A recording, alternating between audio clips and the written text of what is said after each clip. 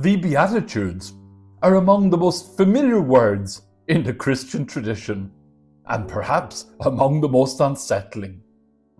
We hear them so often that their strangeness can slip past us. Blessed are the poor in spirit, the meek, those who mourn, the persecuted. Famous sociologist Max Weber argued that the Beatitudes are a counterbalance, a moral and spiritual resistance to systems of domination, hierarchy, and exclusion. Religious ethics like the Beatitudes, Weber argued, interrupt the logic of power and open the possibility of social relations reshaped by compassion and justice. Jesus does not deliver the Beatitudes from a throne or a palace, but from a hillside. He sits and he speaks not to the powerful first, but to the crowd, to those who know fragility from the inside. The Beatitudes do not deny suffering, they name it. And in naming it, they refuse to let suffering have the final word. We saw something of that exposure recently in two very different stories in the Irish Times weekend magazine. TV presenter Ryan Tubridy, reflecting on the sudden collapse of his public standing, described the experience in stark terms. Everything went black.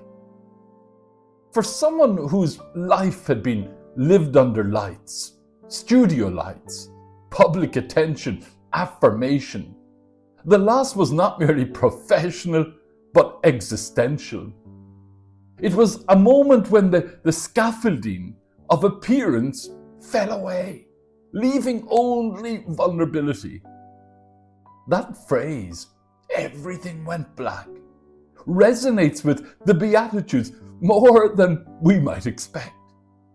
Blessed are the poor in spirit does not describe a virtue we cultivate so much as a condition we discover often when control is stripped away. A far more harrowing story appeared in the same magazine.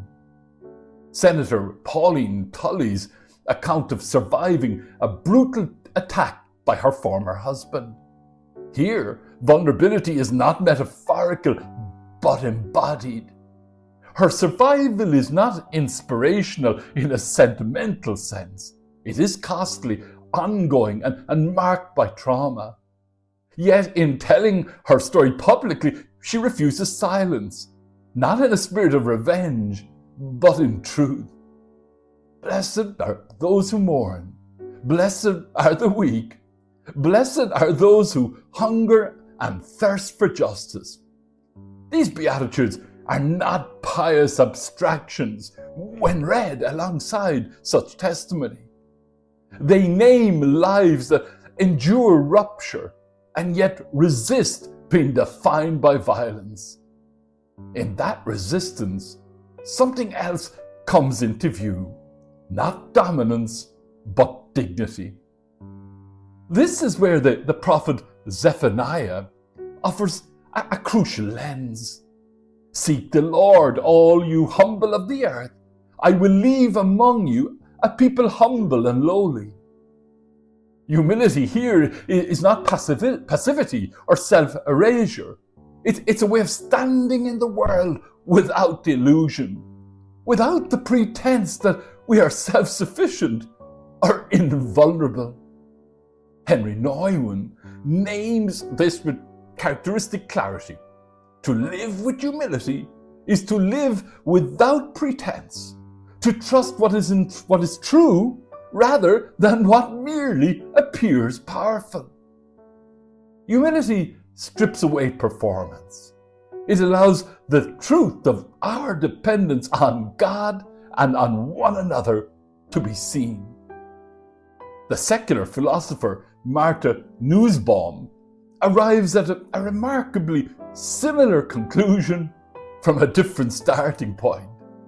She argues that humility is a form of moral intelligence, a great form of self-awareness that allows us to recognize our shared vulnerabilities and dependencies.